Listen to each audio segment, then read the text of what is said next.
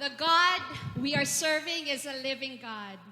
He is Jehovah Shammah, the God who is with us. He is Jehovah El Roi, the God who sees us. He is Jehovah Raphi, the God who heals us. And He is Jehovah Nisi, the God, our banner and our victory. Amen. And He is worthy of our praises. Let's sing this, church. Hear our praises.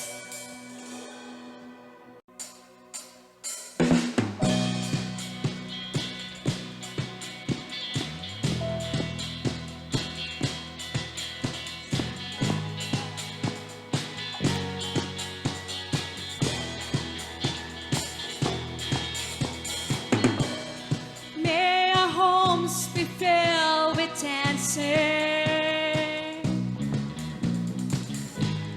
May our streets be filled with joy.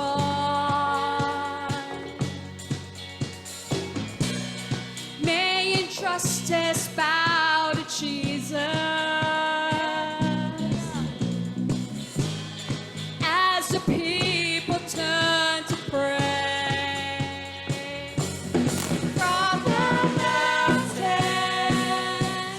to the valleys, hear our praises rise to you. From the heavens to the nations, hear us singing. Fill the air. May your light shine in the darkness as we walk before the cross. And may your glory fill the whole earth as the water o'er the sea. From the mountains to the valleys, hear our praises rise to you. From the heavens to the nations, hear us singing. Fill the air. From the mountains to the valleys, hear our praises rise to you. From the heavens and to the nations, hear us singing. Fill the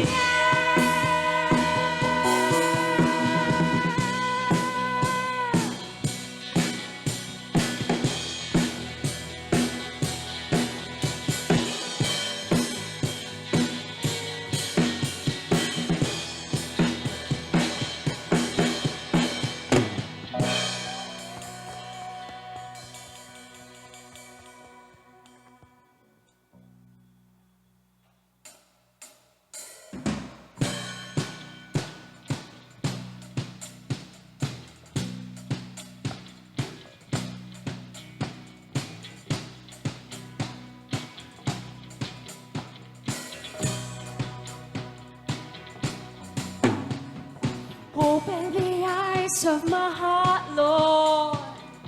Open the eyes of my heart. I want to see you. I want to see you. Open the eyes of my heart, Lord. Open the eyes of my heart. I want to see you. I want to see you. To see you high and lifted up, shining in the light of your glory. Pour out your power and love as we sing, holy, holy.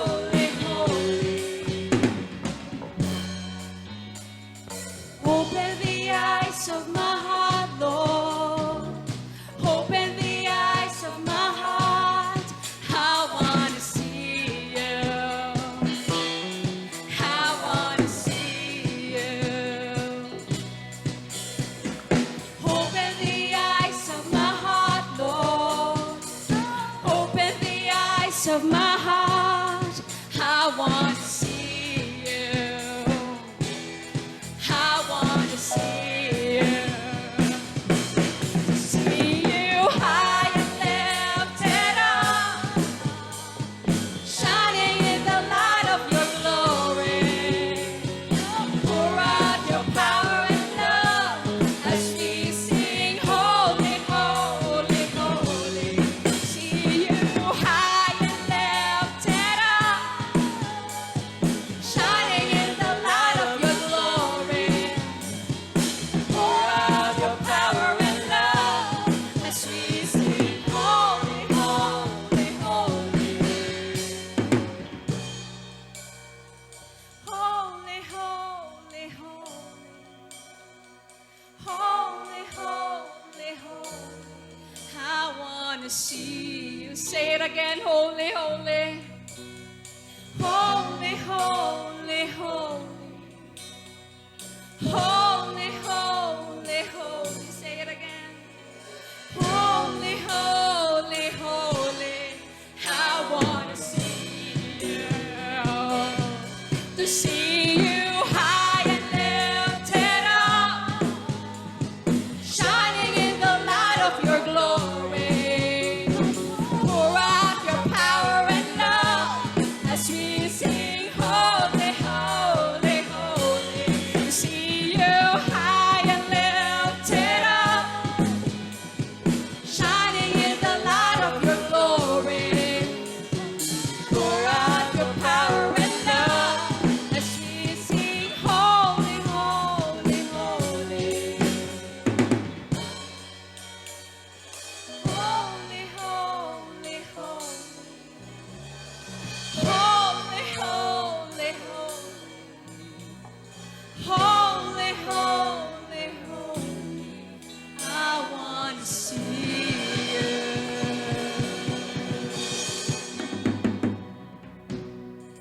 Amen. Holy is the Lord. He is a great God. We thank you, O God, because you are worthy of all praises. You are our way maker. Thank you for making a way, Father in heaven, even if we don't see it, even if we don't feel it.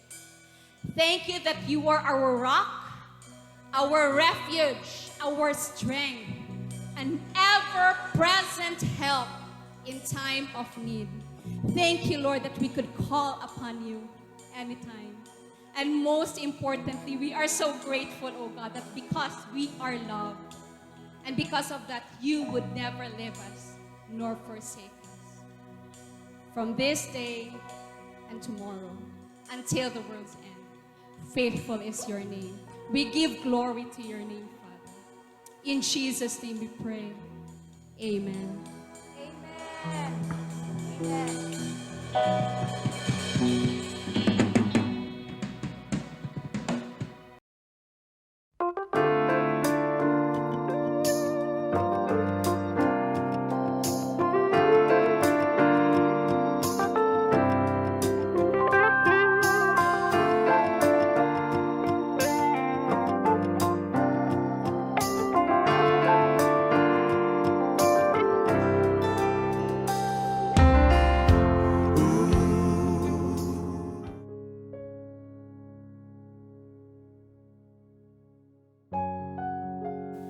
Maayong adlaw kanatong tanan mga igsuon. By the way, salamat kayo praise and worship team sa inyong availability. Salamat kayo sa mga talento nga gihatag sa Ginoo diha kaninyo unya inyong gibalik para sa paghatag og kahimayaan diha kaniya. Salamat nga in spite sa mga sitwasyon nga nahitabo sa atong kinabuhi karon, we can praise and we can thank the Lord for His goodness, for His mercy and for His kindness sa atong kinabuhi. Nga wala gyud nakapahimong babag kung unsa man ang sitwasyon sa atong panggobyerno, kung unsa man ang sitwasyon sa atong palibot karon. So we can still glorify God in the midst of troubles. Kumusta man? O sa makausap pa, maayong adlaw, good morning. Kung nagatanaw kit kamo ni nga live streaming kini nga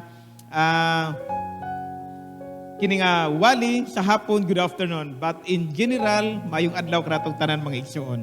So ang topic nga itong pagahisgutan karon mahitungod sa kining ginatawag og fear. Kining ginatawag og kahadlok.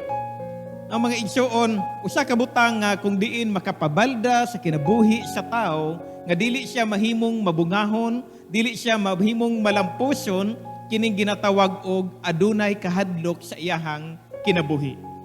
Kung ang kahadlok sa imong kinabuhi mo'y mo dominate diha kanimo, you are not living in normal life. You are living in agony. You are living in defeat. And that is why God wants us to overcome this word called fear, kining mga kahadlok. Now, fear is a dark shadow that envelops us and ultimately imprisons us within ourselves. Everyone has been a prisoner of fear at one time or another. Fear of rejection, misunderstanding, uncertainty, sickness, or even death. We have this fear of death. Fear of death is a universal fear of every human being. Now mga igsoon, ang pagbaton og kahadlok sa bisan unsa nga butang sa atong kinabuhi naa siya negative impact, napud siya positive impact no sa atong kinabuhi. Actually ang adunay kahadlok sa atong kinabuhi kung sa positibo na siya nga panglantaw, nagapakita kana nga we cannot defend ourselves. Nagapakita kana that we are vulnerable of something that we cannot stand. Nagapakita kana nga we can depend sa usa ka butang o usa ka tao nga maoy magatabang kanato.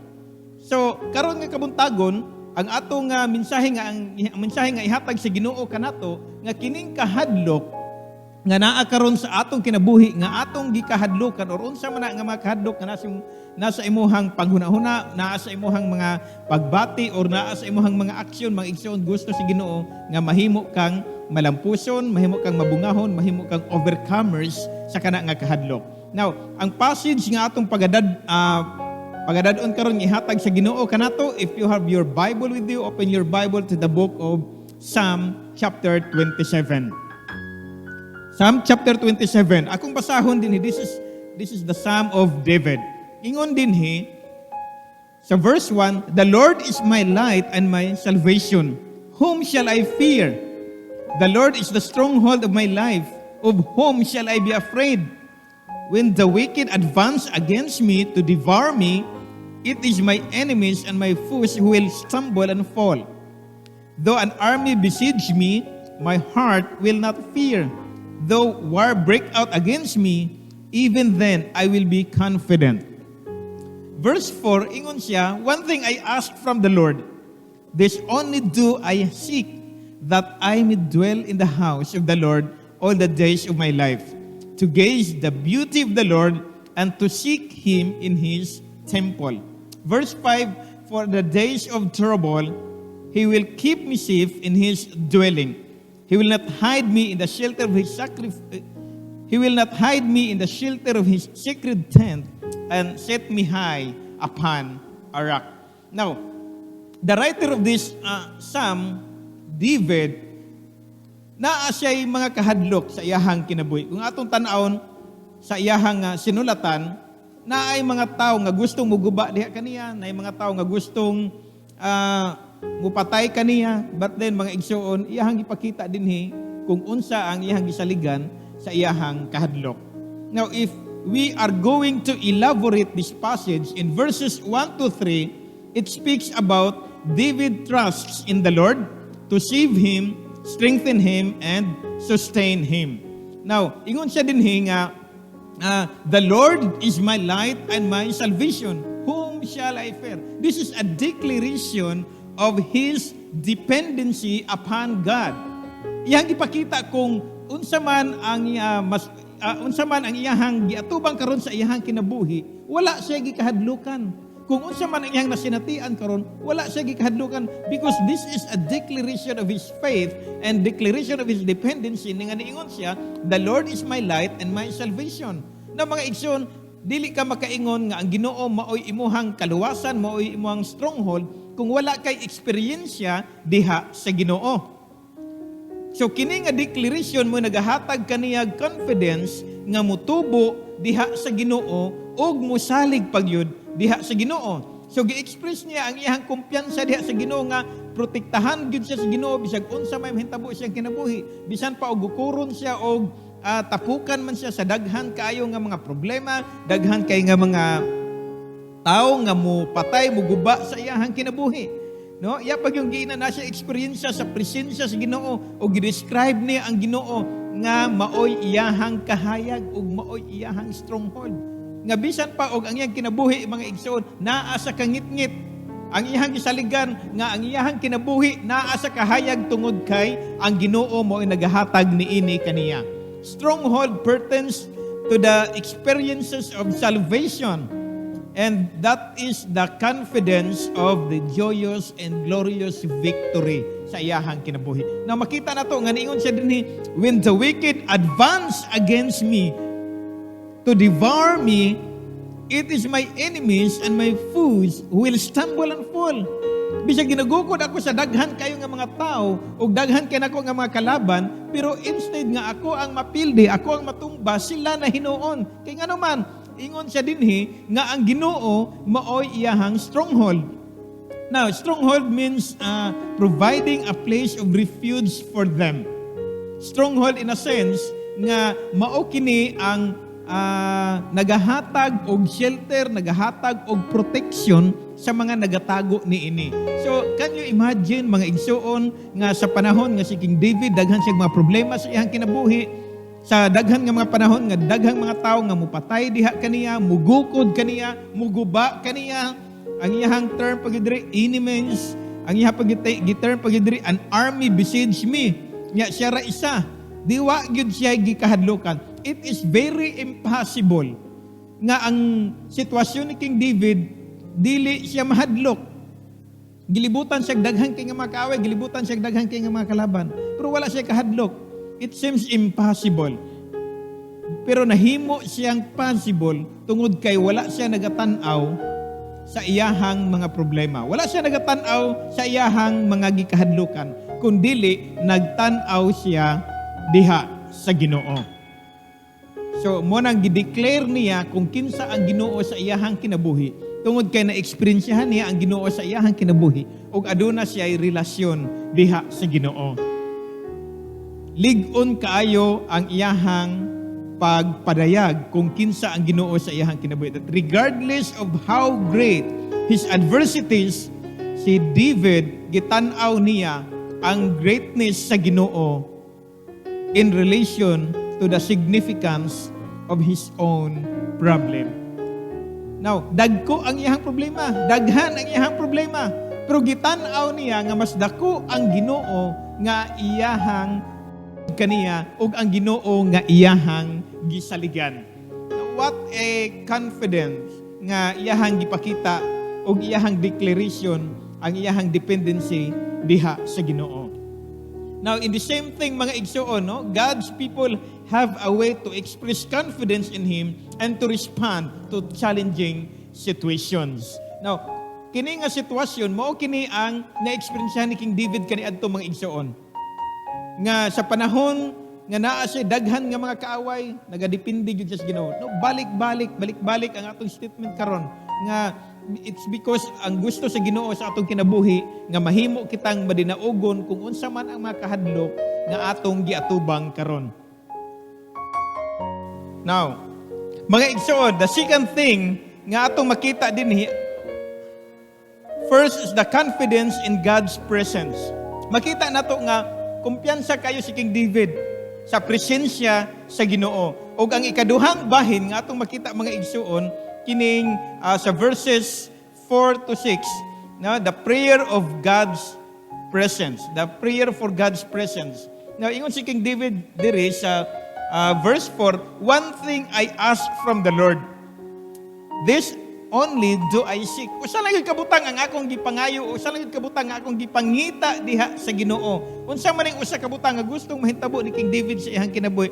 Ingon siya that I may dwell in the house of the Lord all the days of my life, to gaze on the beauty of the Lord and to seek Him in His temple. Usa lang gyud kabutang ang gusto gipanghita ni King David sa iyang kinabuhi, nga magpuyo siya diha sa templo.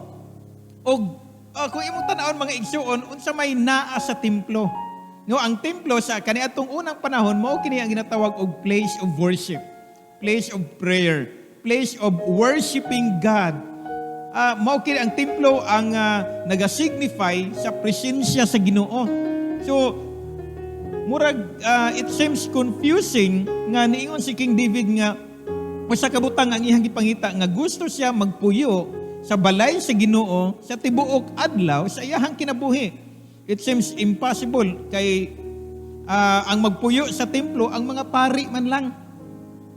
Ang mga Levites mo ni siya ang taking care sa templo. Pero ingon si King David moad usa ka butang ang iyang gipangayo nga moagpuyo siya sa presensya, magpuyo siya sa balay sa Ginoo sa tibuok adlaw sa iyang kinabuhi. Now, ang naa sa templo mao ang presensya sa Ginoo. Ug usa ka butang gusto pangitaon ni David sa iyang kinabuhi nga pangitaon niya ang presensya sa Ginoo all the days sa iyang kinabuhi, all the days of his life. Ipangita niya ang presensya sa Ginoo adlaw-adlaw. Now, nganong iyahaman kining gipangita ang presensya sa Ginoo? Kay aron magsud-ong siya kung unsa kanindot ang Ginoo diha kaniya. Na makita nato mga igsuon, maunang si King David kumpiyansa gid siya ug maisugon siya nga mo declare nga ang Ginoo maoy iyahang kahayag, maoy iyahang kaluwasan. Naga-declare siya nga wala siya gikahadlukan og nagatuo gyud siya nga ang Ginoo maoy nagalaban diha kaniya kay kanunay nagapangita siya diha sa Ginoo. Kay kanunay ginapangita niya ang presensya sa Ginoo. Kanunay nakig-istorya siya sa Ginoo. Kanunay ginapangita niya kung asa ang Ginoo. Buti pasabot mga igsoon, walay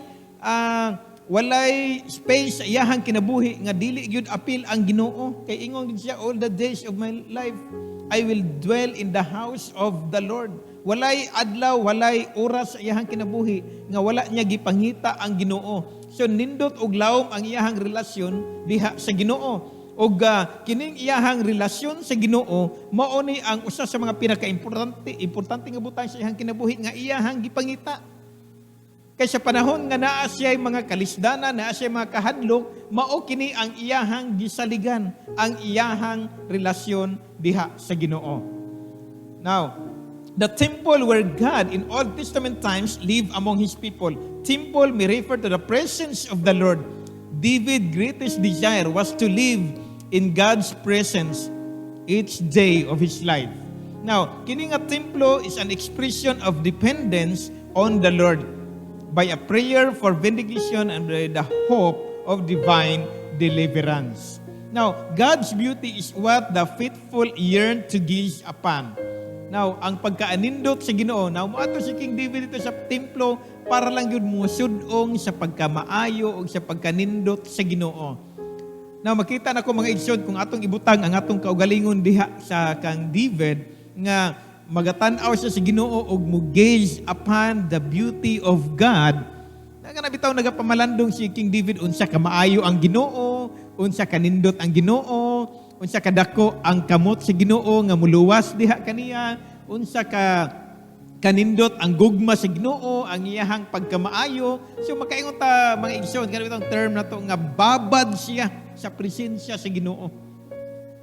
Og kini nga pamaagi nga iyahang na-eksperyensyahan mao kini ang makapatigbabaw taliwala sa mga kahadlok or sa unsa man nga mga butang nga iyahang giatubang sa iyahang kinabuhi.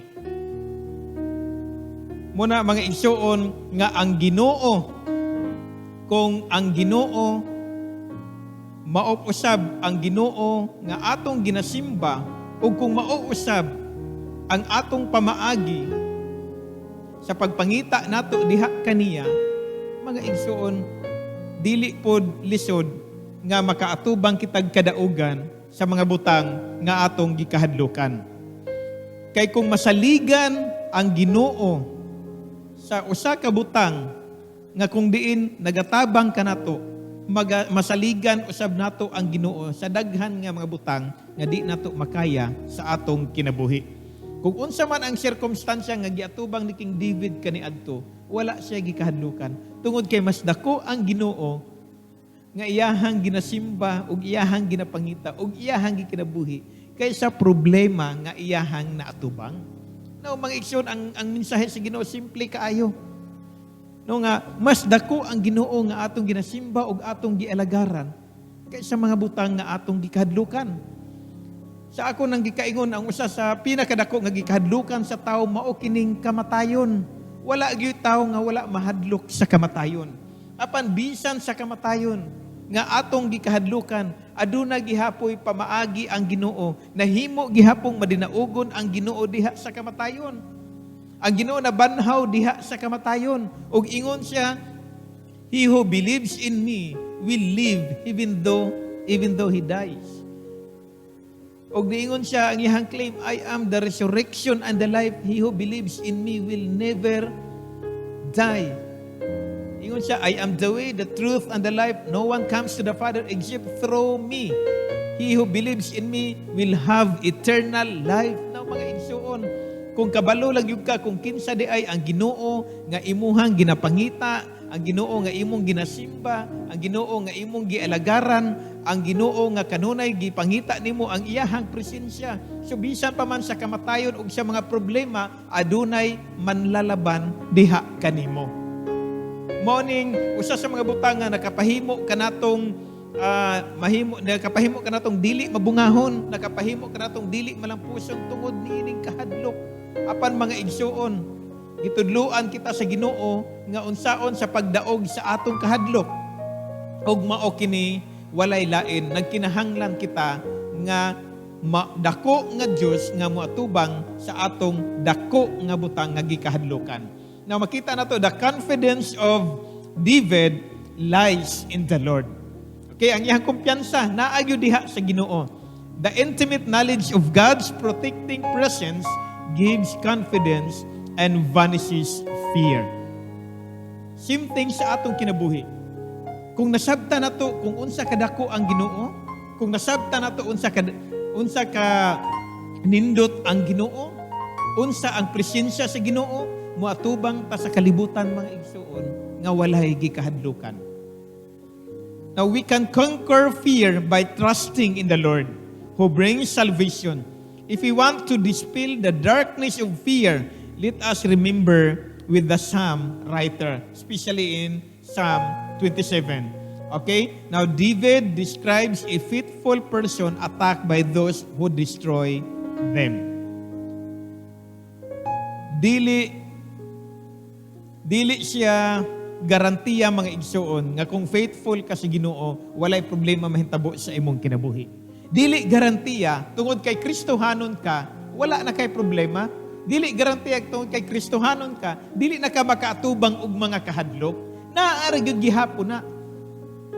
Inevitable, dili na to mapugnan ang kahadlok. Pero usa lang gyud kabutang ang nakanindot niini. Kay kung naa ta sa kahadlok, we can always trust God. We can always seek God's presence. We can always gaze the beauty of God. And we can always depend on Him.